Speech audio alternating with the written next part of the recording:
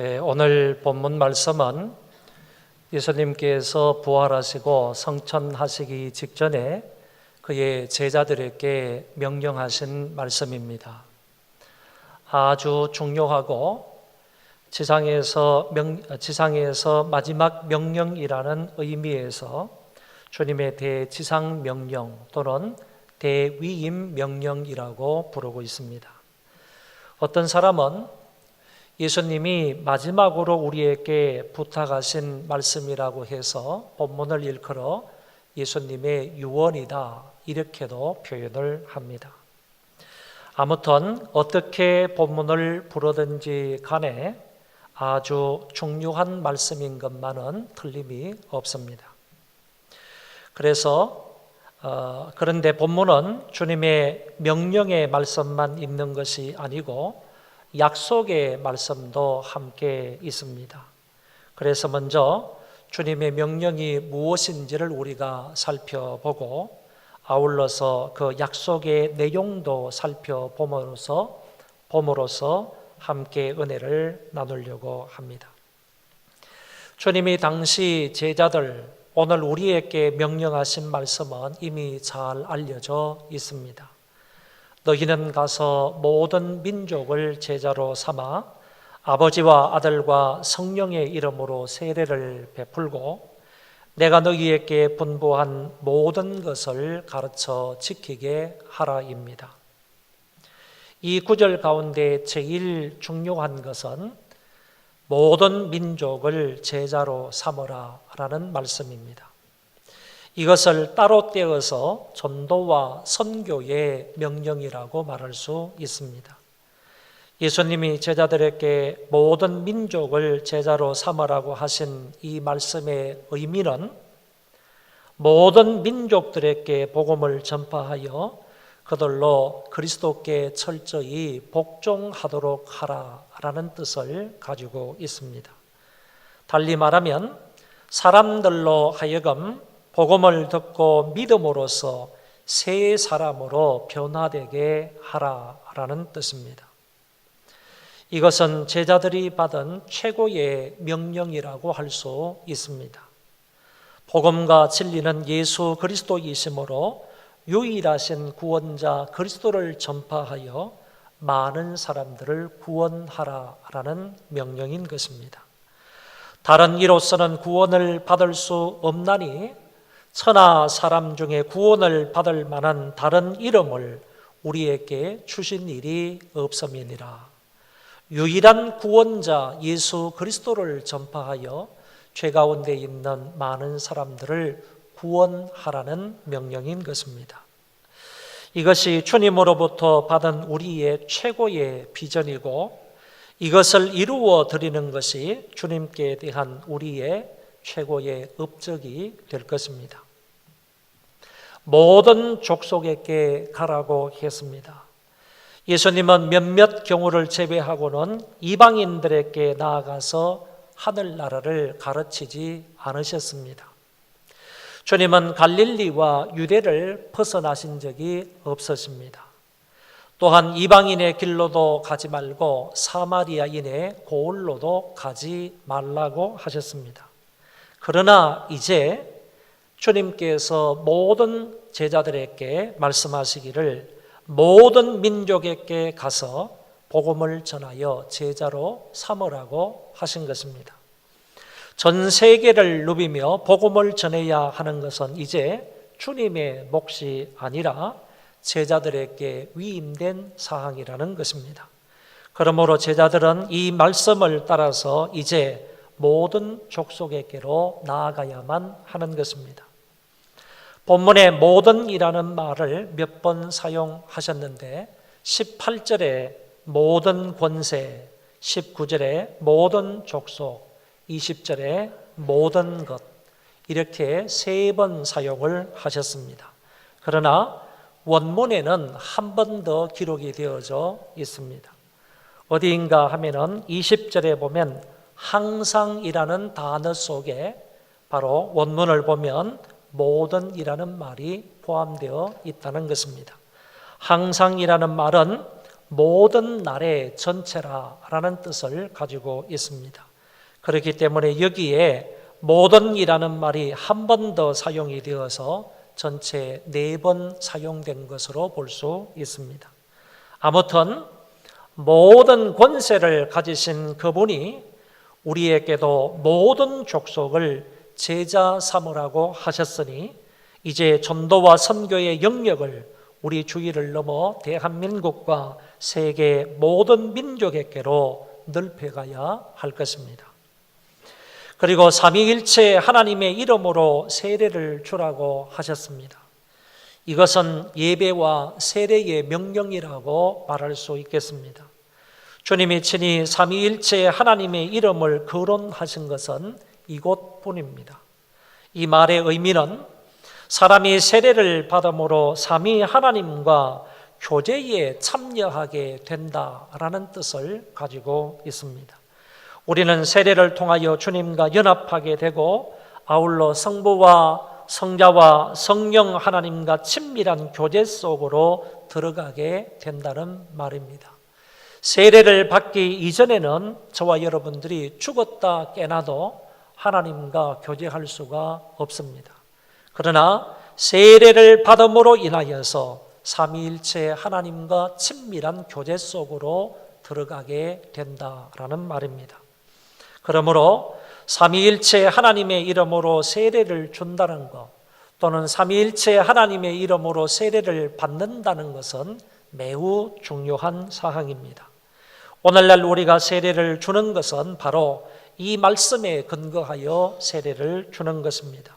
그리고 세례의 효력이 바로 삼위일체 하나님의 이름에 있다는 사실도 알게 되는 것입니다. 베드로는 너희가 회개하여 각각 예수 그리스도의 이름으로 세례를 받고 죄 사함을 받으라. 그리하면 성령을 선물로 받으리라 라고 하셨습니다. 예수를 주로 믿는 사람에게 세례를 주게 되면 그에게 성령이 선물로 오시게 된다는 말씀입니다. 이것으로 인하여 내가 구원을 받았다는 내외적인 인침이 이루어지는 것입니다. 다시 말씀을 드리면 세례를 받음으로 인하여서 내가 그리스도를 통하여 구원을 받았다는 외적으로 인침을 받게 되는 것이고 그것으로 인하여서 성령을 선물로 받게 되면 내적으로도 인침을 받게 되는 것이다. 그래서 세례를 통하여서 우리는 내외적으로 하나님의 자녀라는 사실을 인침받게 된다는 말입니다. 마지막 부분에서는 주님의 말씀을 가르쳐 지키게 하라는 것입니다.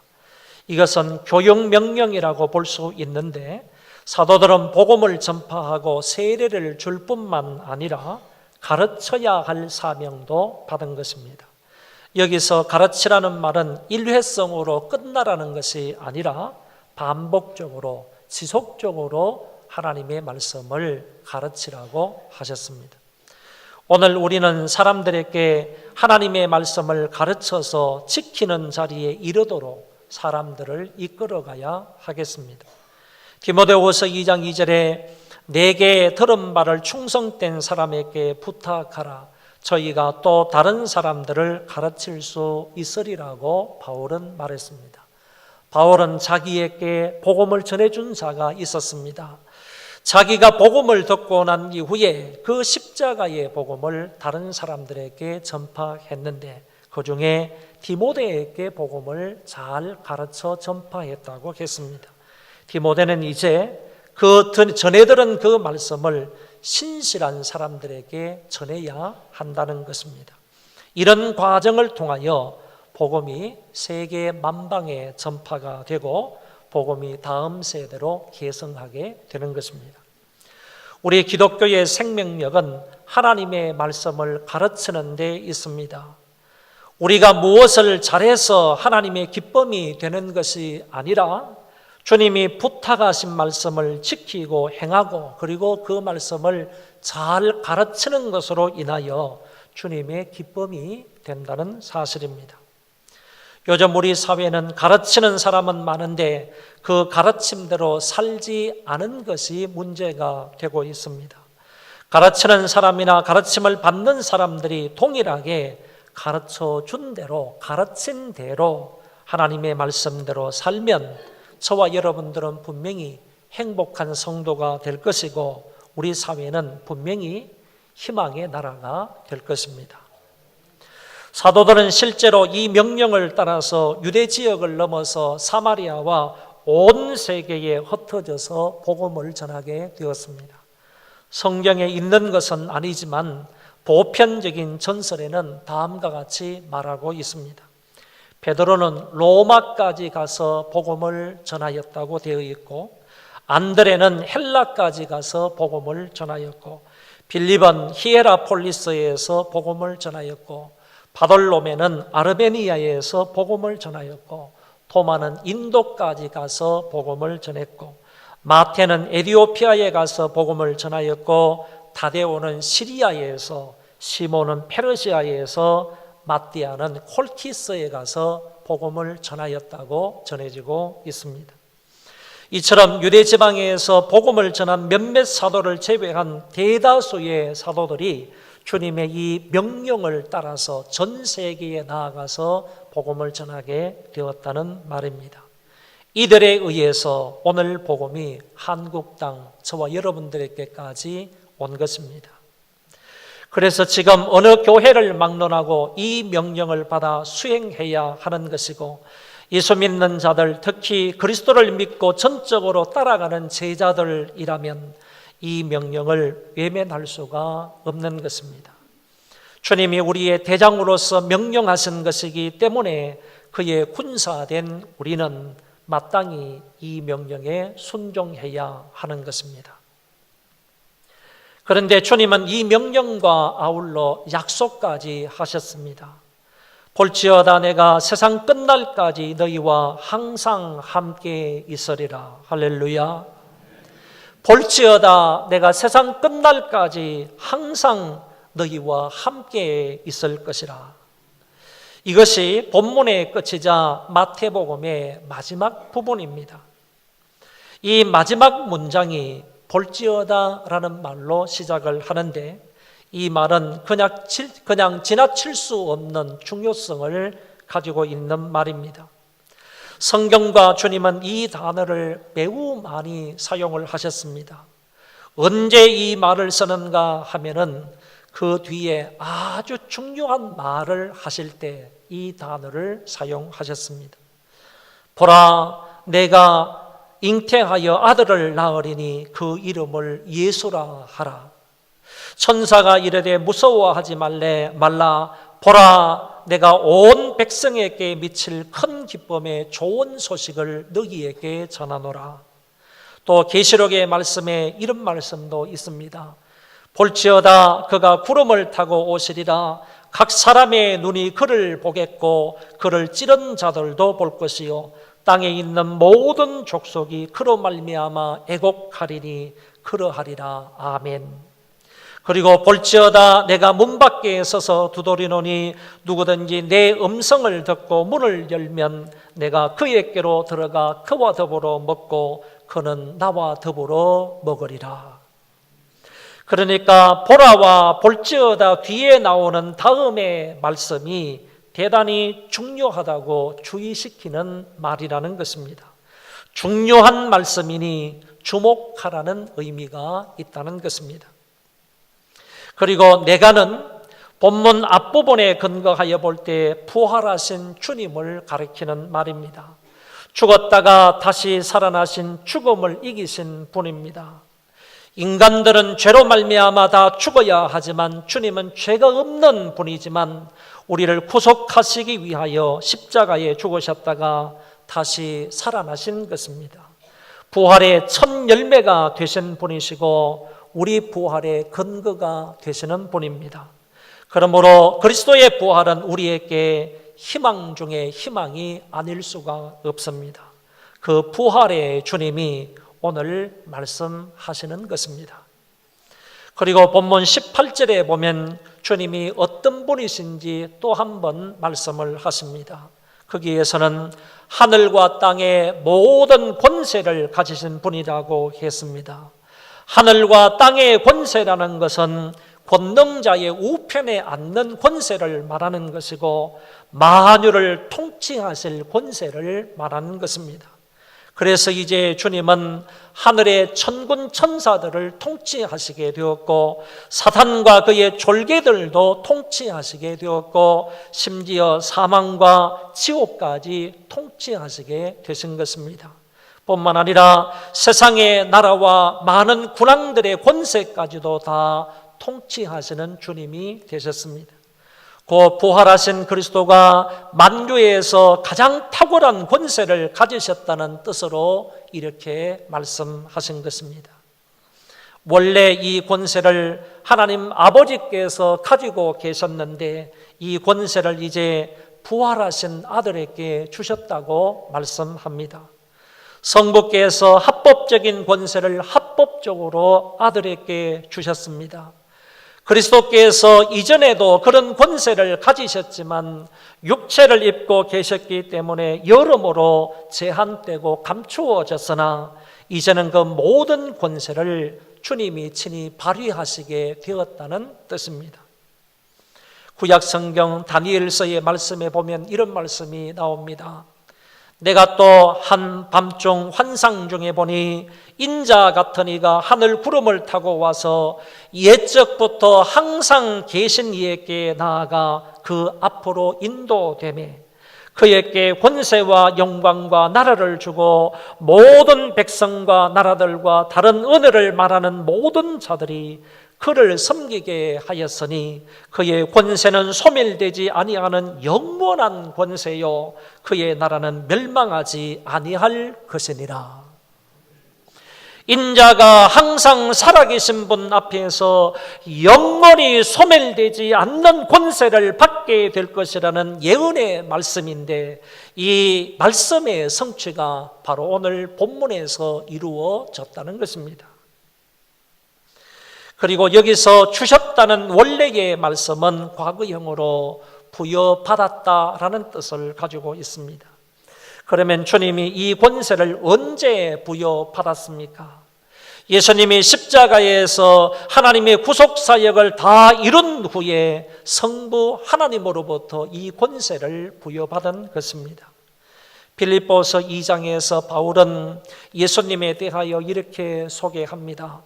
그는 근본 하나님의 본체시나 하나님과 동등됨을 취할 것으로 여기지 아니하시고 오히려 자기를 비워 종의 형체를 가지사 사람들과 같이 되셨고 사람의 모양으로 나타나사 자기를 낮추시고 죽기까지 복종하셨으니 곧 십자가에 죽으심이라. 그리고 난 이후 하나님이 그 예수를 어떻게 하셨는지를 이어서 바울이 설명합니다. 이러므로 하나님이 그를 지극히 높여 모든 이름 위에 뛰어난 이름을 주사 하늘에 있는 자들과 땅에 있는 자들과 땅 아래에 있는 모든 자들로 모든 무릎을 예수의 이름에 꿇게 하시고 모든 입으로 예수 그리스도를 주라 시인하여 하나님 아버지께 영광을 돌리게 하셨느니라. 이 말씀은 한마디로 구속사역을 완성하신 그리스도를 하나님이 지극히 높이시고 하늘과 땅 아래에 있는 자들을 다스릴 권세를 주님께 주셨음을 말씀하고 있는 것입니다. 그러므로 주님이 내가라고 하신 이 말 속에는 사망 권세를 깨뜨리신 부활하신 나이시고 모든 권세보다 뛰어난 권세를 가지신 나라는 사실이 포함되어 있다고 보는 것입니다. 그런 내가 너희들과 함께 있겠다고 약속하셨습니다. 세상 끝날까지 함께 있겠다. 이것은 일시적인 동행을 말하는 것이 아니라 영원까지의 동행을 말씀하고 있는 것입니다. 여러분, 세상에 이런 분이 어디 있겠습니까? 이런 사람이 어디 있습니까? 여러분의 부모님이, 여러분의 형제 자매가, 여러분의 부인이나 남편이, 여러분의 선생님이, 아니면 사랑하는 애인이, 어느 권력자가, 돈 많은 사람이, 학식이 풍부한 사람이 여러분과 세상 끝날까지 영원히 함께 있겠다고 약속할 수 있습니까? 오히려 그런 사람이 약속한다 할지라도 약속한 대로 시행은 하지 못할 것입니다. 그런데 부활하신 주님께서 하늘과 땅의 모든 권세를 가지신 유일무이하신 그 예수님이 이 말씀을 하셨다는 것입니다. 실제로 주님만이 이 약속을 하실 수 있고 또한 말씀 그대로 시행하실 수 있는 분입니다. 너희와 항상 함께 있으리라. 본문에 너희는 3번 나오는데 이때의 너희는 제자들을 말하는 것입니다. 오늘날로 말하면 넓은 의미로 믿는 모든 성도들을 가리키는 것입니다. 그러니까 주님이 동행해 주시겠다는 대상이 오늘 바로 저와 여러분이라는 말씀입니다. 주님이 세상 끝날까지 함께해 주시겠다고 약속하신 대상이 바로 저와 여러분들처럼 믿는 자들입니다. 전도 명령을 받은 자들이고 예배와 세례 명령을 받은 자들이고 교육 명령을 받은 자들인 우리와 세상 끝날까지 항상 함께 있겠다고 약속하셨습니다. 세상 끝날까지는 세상 종말까지의 시간의 길이를 말하지만 항상 함께 있겠다는 것은 시간마다 순간마다 함께 있겠다는 말입니다. 그래서 주님은 우리와 매일 매시마다 함께 계시는데 너희들의 인생의 종말 때까지가 아니라 이 세상의 종말 때까지 너희들과 항상 함께 있겠다고 약속하신 것입니다.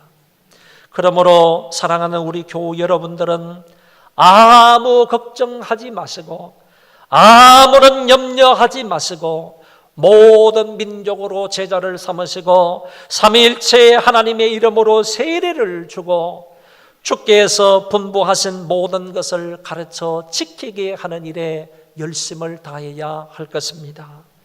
이런 일을 하는 데 있어서 두려워하거나 염려하거나 걱정할 게 없습니다. 하나님의 일을 하면서 주의 일을 하면서 무슨 일을 만나도 근심 걱정할 필요가 없다는 것입니다. 왜냐하면 죽음을 이기시고 하늘과 땅의 권세를 가지시니가 너희들과 세상 끝날까지 항상 함께 있겠다고 약속하셨기 때문입니다. 여러분 인생을 살아가면서 염려거리, 근심 걱정거리가 얼마나 많습니까?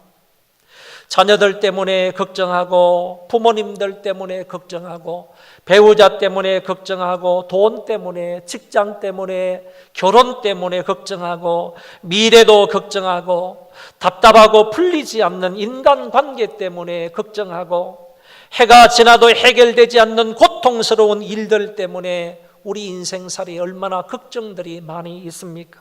그러나 여러분 아무것도 염려하거나 아무것도 걱정하지 않기를 바랍니다. 우리 주님이 항상 언제든지 세상 끝날까지 여러분들과 함께 계시겠다고 하셨습니다. 눈물 나고 고통스럽고 괴롭고 하늘이 무너지는 것과 같은 내 인생길이라도 걱정하지 않기를 바랍니다.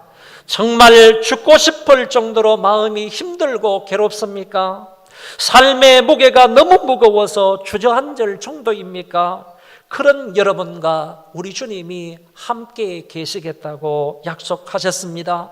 죽음의 권세를 이기시고 하늘과 땅의 모든 권세를 가지신 그 주님이 그런 여러분들과 동행하시겠다고 하셨습니다. 사망과 음부의 연세를 가지시고 모든 영육적 존재를 통치하시는 그 주님이 매 순간순간 여러분과 동행하시겠다고 약속하셨습니다. 주님이 이 세상에 태어나실 때 임마누엘의 하나님으로 이 세상에 오셨습니다. 임마누엘이라 하리라 하나님이 우리와 함께 계시다 함이라. 이것이 마태복음의 시작입니다.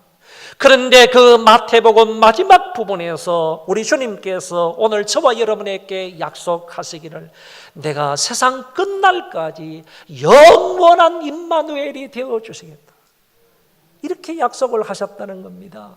임마누엘로 오신 그 주님께서 마태복음을 마지막 말씀하시면서 우리에게 약속하시기를 나는 너희들의 영원한 임마누엘이 되어주시겠다, 이렇게 약속을 하셨습니다. 창세기 말씀에 보면 하나님과 동행한 인물들이 많이 나오는데 그 가운데에서 에녹이라는 사람을 들 수 있습니다. 이 에녹은 무드셀라를 낳은 후에 300년 동안 하나님과 동행하더니 하나님과 동행함으로 하나님이 그를 이 지상에 두지 아니하시고 죽음을 보지 아니하고 하늘나라로 옮겨갔더라 그랬습니다. 이런 사람이 에녹입니다. 하나님과 300년 동안이나 동행한 인물이 에녹입니다. 그런데 노아에 관해서도 이렇게 말씀을 하십니다. 노아는 의인이고 당대의 완전한 자라 그도 역시 하나님과 동행했던 인물이라고 말하고 있습니다. 그런데 성경에 이들은 하나님과 동행했다고 말하지만 오늘 본문에서는 그 하나님이 친히 우리와 동행해 주시겠다고 약속을 하셨다는 말씀입니다. 에녹이나 노아는 하나님과 동행했다고 성경은 표현하고 있지만 그게 아니라 그 하나님께서 친히 우리와 동행해 주시겠다고 약속을 하셨다는 말씀이에요. 그러니까 오늘 우리는 구약에 나타나 있는 에녹이야 노아보다도요 훨씬 더 은혜를 많이 받은 사람들이고 훨씬 더 행복한 사람들임을 알게 되는 것입니다. 사람이 하나님과 동행하기 쉽지 않습니다. 그런 것이 아니라 하나님께서 우리와 영원토록 끝날까지 동행해 주시겠다고 약속해 주셨기 때문에 얼마나 황송한 말씀입니까? 얼마나 감사한 말씀입니까? 얼마나 복된 말씀입니까? 얼마나 감격스러운 말씀입니까? 그 하나님께서 천지 만물을 통치하시는 그 주님께서 너희들과 영원토록 함께 있겠다, 이 약속하신 말씀을 굳게 믿고 살아가시기를 바랍니다. 영국이 파송한 선교사고요, 아프리카의 탐험가로 알려진 리빙스톤이라는 사람이 있습니다.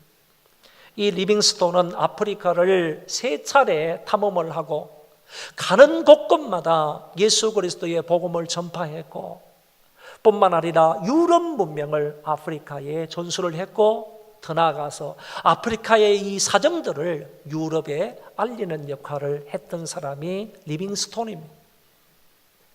리빙스톤이 아프리카에서 성공적으로 탐험가로서의 일이나 선교사로서의 일을 잘 마치고 자기의 고향으로 돌아왔습니다. 모교인 캠브리지 대학에서 연수를 했는데 정말 아프리카에서 선교했던 그 모든 것을 정말 실제적으로 많은 학생들 앞에서 연수를 했습니다. 그 연수를 마쳤을 때 한 학생이 다가와서 리빙스톤에게 이런 질문을 했습니다. 아프리카에서 수많은 어려움과 고생을 하면서 어떻게 성공적으로 이와 같은 일을 할 수가 있었습니까? 라고 물었더니 리빙스톤이 다음과 같이 대답을 합니다.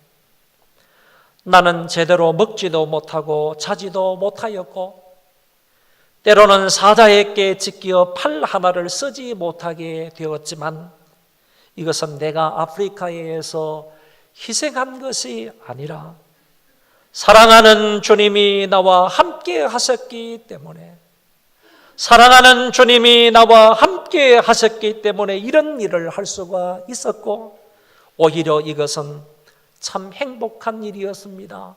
참 즐거웠습니다. 라고 대답을 했답니다. 그 주님이 오늘 우리와도 영원히 함께 있겠다고 하셨으므로 우리에게도 맡겨주신 귀한 사역, 전도나 예배나 교육의 사명을 잘 감당하여 더 좋은 열매로 주님을 기쁘시게 해드릴 수 있는 소망의 모든 식구들이 되시기를 바랍니다.